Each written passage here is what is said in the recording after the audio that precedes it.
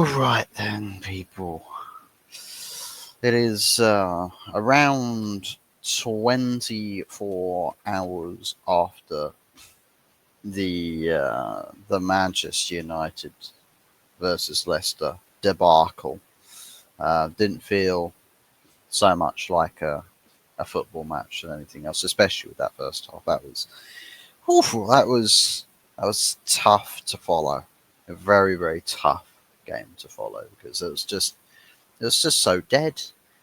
I mean, the stats of the first half, we're looking at 2 shots, 0 on target. 2 shots, none on target. I mean, tell me another team in the Prem that goes around registering stats like that.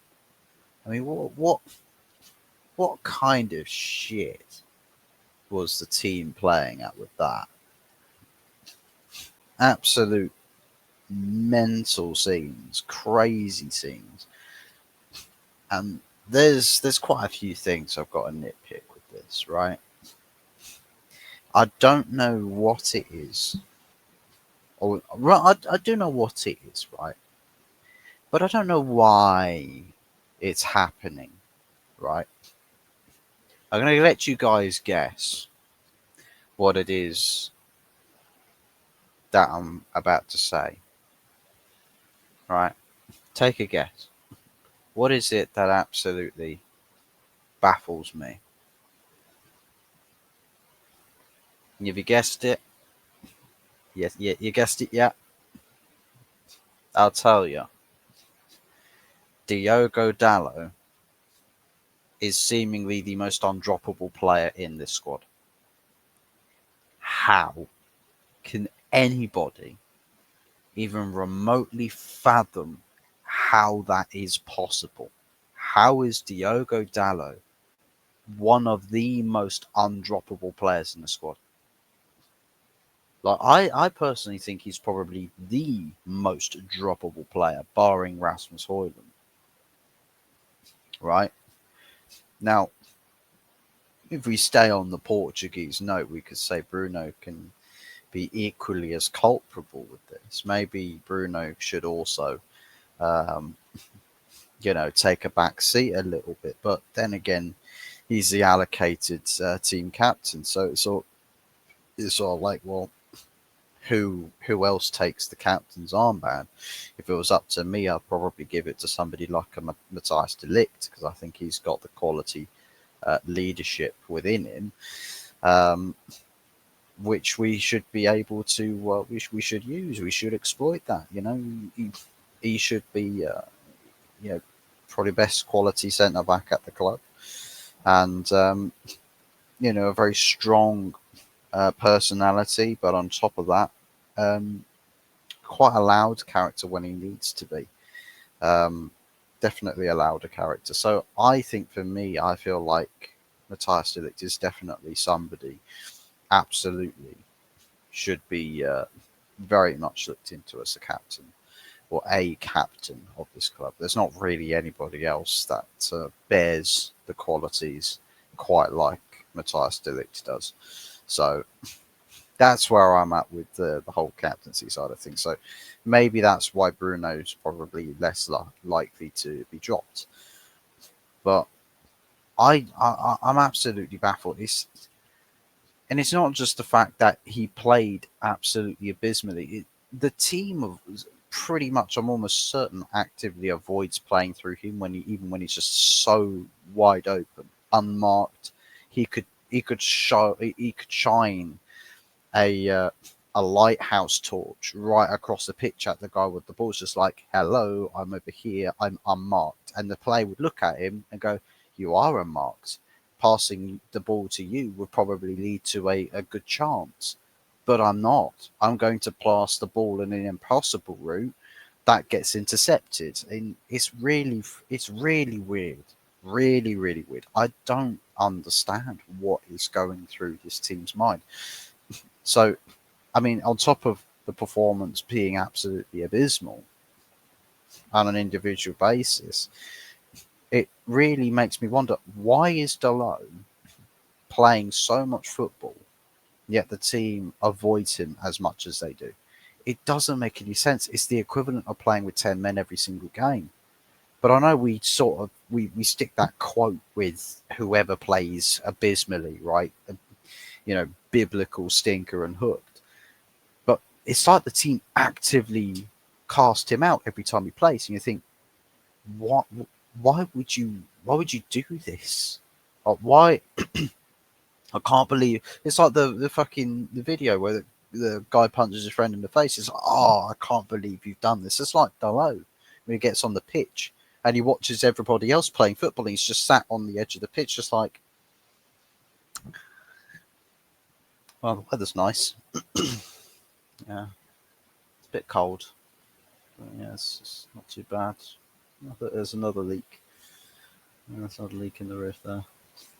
Somebody should fix that. It's like, what's the point of him even being there? Genuinely, it doesn't make any sense. What doesn't make what makes even less sense is when Dalot plays. You play Dalot on the left-hand side. Now you'd say, okay, well Mazraoui was playing on the right-hand side, then Ramad Diallo was playing on the right. No, no, no, no, no, no, no, no, no, no, no. The player that was playing on the right-hand side was a left back. The new signing, Patrick Dorgu, played on the right. He's a left back, right? Dalot adapted to play on the right, playing at left back. And there's a weird obsession with inverted fullbacks or wingbacks. That to me makes no sense because the only time you would ever think an inverted wingback makes more sense is when they should be more of a goal threat, right? More of a goal threat, less focused on creativity. Just getting into positions where you can be the extra man to make the shot. Except you're trusting defensive fullbacks to play as the wingbacks. It's not quite working out, Ruben. So I've got to ask you, why are we making these decisions that ultimately end up getting managers sacked everywhere else? Why are you doing it here? Diogo Dalot is one of the few players on this planet that would actively get you sacked. I mean, wasn't it Diogo Dalot's miss under Ten Hag against West Ham? Wasn't it his miss where it was just a simple play it on your right foot, you'll get it in the back of the net, and then he sends it to Mars. Wasn't it Dalot that did that? So he's not a trustworthy player, right? He's not very trustworthy, and above all else, he's probably a little bit of you know a bag of rocks for brains. To be honest, he's not the most intelligent player. Let's be real. He may have a bit of technique that we saw when he played at fullback, but he's not a very he's not quite got it working all okay upstairs, to put it simply. So yeah, I feel like the obsession with starting Diogo Dalot, absolutely no sense to me. I don't understand it. I don't get it. It's gonna get you sacked, Ruben. Please stop doing it. For God's sakes, please stop. Like I do not want to see you sacked, but that shit will get you sacked. Something else that really just annoyed me with the team selection was not the sense that Minu played in the 10, because Minu played exactly where he should have played. He didn't have a very good performance at all. He didn't have a very good performance yesterday. But then you look at this player that was playing in the 9, and what makes absolutely no sense is that it was Minu that came off to put another finisher on the pitch. So you take a creator off and put a finisher on, whilst keeping another ineffective finisher on pitch. Yeah, math ain't mathing here exactly. I'm not quite vibing with this. I don't quite understand what the logic behind this is. Now, Joshua Xerxes came on and instant impact found the back of the net. You know, good stuff. We like to see that. We do like to see that. Joshua Xerxes getting a goal, getting on the score sheet. Hey, it's a striker scoring a goal. We like to see those things. Um, but I just don't get why Hoyland stays on. Why does he stay on? Mainu playing. This is what I said about the front three.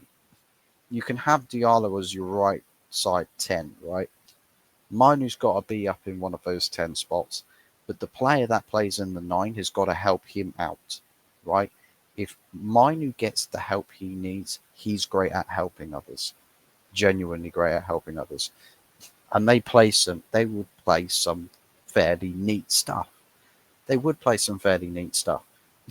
And Xerxes being a capable finisher as well as a capable creator, it means players that are not expected to be, primary finishers, right, do get their opportunities, right, to put the ball in the back of the net. Mainu showing great capability over the past couple of years at putting the ball in the back of the net.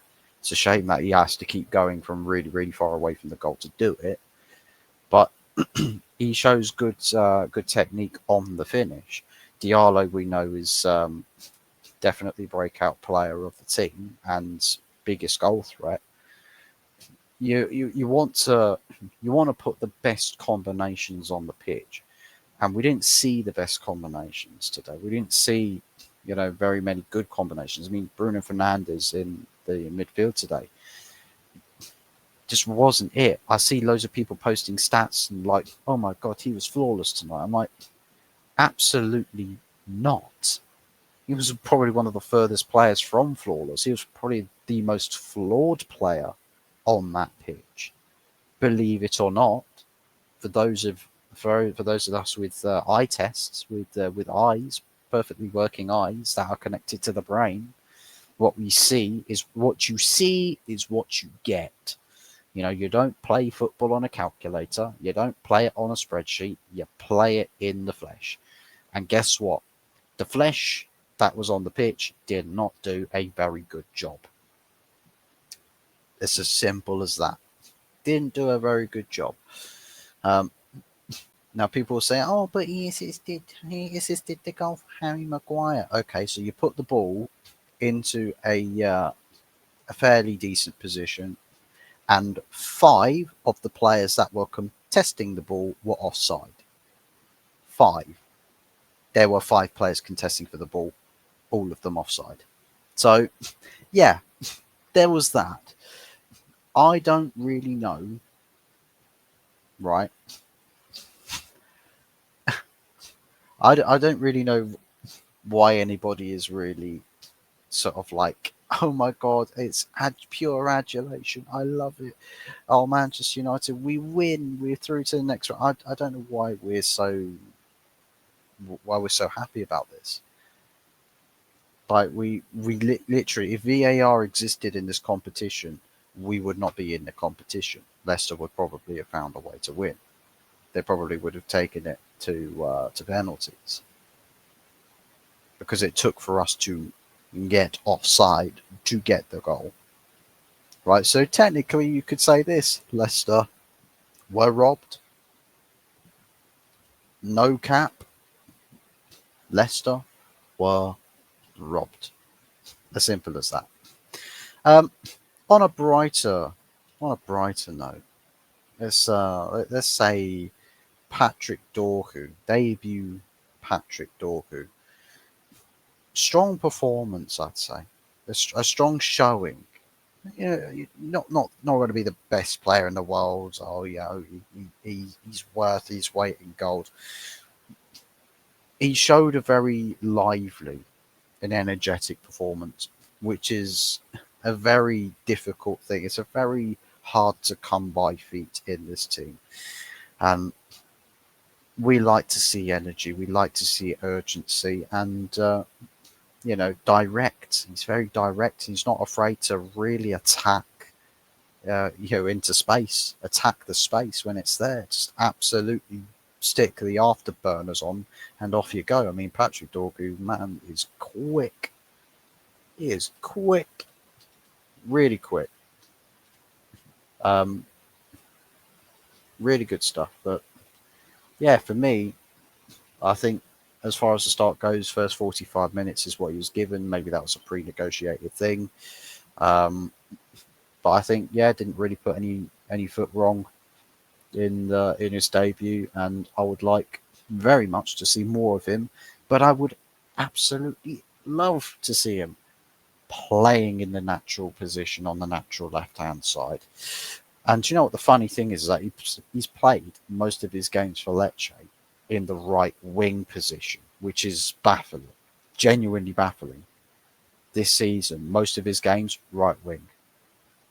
I honestly don't know why or how he's playing in the right wing position, but sure he's capable of playing on the right hand side. But I'd like to see more delivery than anything. I want to see Dorgu, the wing back creator, on the left hand side. I think that's where I feel like he will be a much more appreciated player. Um, Big performance as well from Agate. Very energetic all over the pitch. And I'll give them. I'll give him his flowers when he came on. Alejandro Garnacho. A lot of the play went through him, and he did set up quite a few big chances. And I'll tell you what, it's stark contrast as well. From 2 attempts, none on target in the first half, to what was it? We finished on like 13 attempts. Pretty sure we finished on 13 attempts, didn't we? So yeah, 13 attempts with 4 on target. So 11 attempts with 4 on target for the second half. Tells you that the team went very much on the front foot. Tells you that the creativity increased. It arrived and took more chances, and that's the thing we need to focus on. I think Garnacho was there, was creating, and that's something that we don't really say a lot about him. I know that he had one moment of selfishness where he took on the shot rather than squaring it, and then Rasmus Højlund's losing his rag. To be quite frankly honest, mate, Rasmus, like, leave the club and leave the team, because seeing you in your bout of form, I don't want to see you losing your rag at anybody when the world, the whole world, even people who don't like football should be losing their rag at you. Yeah, at your incompetencies at playing a sport. A relatively, in all things considered, simple sport. Yeah, you're literally built as an athlete. Yeah, start actually acting like it. Yeah, rather than pretending to be a makeshift carpet. Yeah, you don't belong on the floor getting trodden all over. Yeah, you're not a doormat. You're a football player playing at a professional level. Stay on your feet. Use your physicality. Yeah, look like and play like the fucking brick shithouse that you are. Yeah, rather than falling over left, right, and centre, doing the failed leaning tower of Pisa. Like, seriously, we've watched you for so long this season, at every opportunity, at every juncture, constant disappointment after disappointment after disappointment after disappointment after disappointment. It doesn't stop with you. The disappointment does not, just doesn't end with you. You're constantly delivering disappointment after disappointment. It's crazy, but somehow you still play.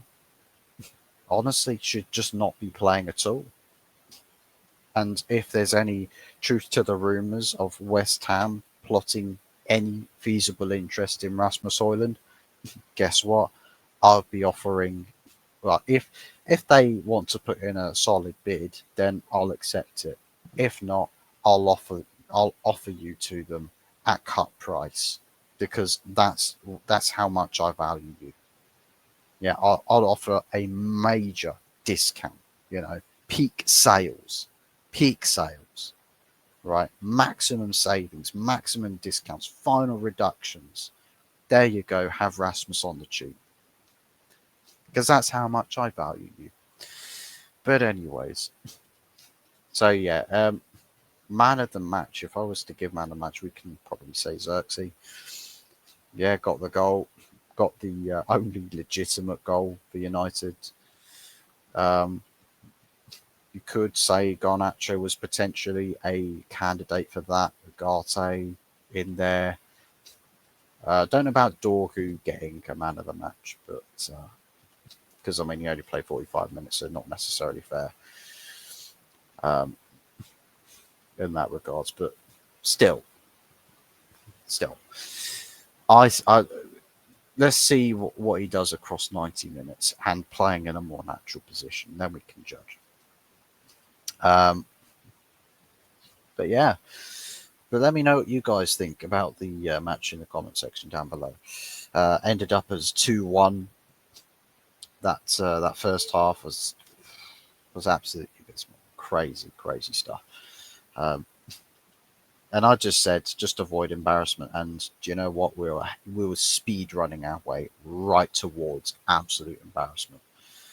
But we ended up um, we ended up getting bailed out. You know, substitutions and no VAR. No VAR saved us. No VAR saved us. Thank you, Linesman, for being asleep. And yeah, you've popped us through to the next round. So yeah, thanks for that. I suppose you can call it officiating karma. Officiating karma. When we had the referee who was bought against us, against Arsenal, the previous round, and now we have a sleepy official that allows us to win a game. So, you know, we'll take a handout. We'll take a handout, because it all goes around. What goes around comes around. Everyone gets a bit of karma, and then everybody gets absolutely fisted up the wrong way, and then the next week you probably get something in your favour that's just absolute nonsensical. So it's the circus. It is really the circus of officiating. But you know, you get what you're given. What you see is what you get. But anyways, thanks for watching, guys. Take care. Smash a like, and we'll be seeing you tomorrow's for, I believe, the Sunday night takeaway show. So we'll catch you guys tomorrow. Take care, people, and ciao for now.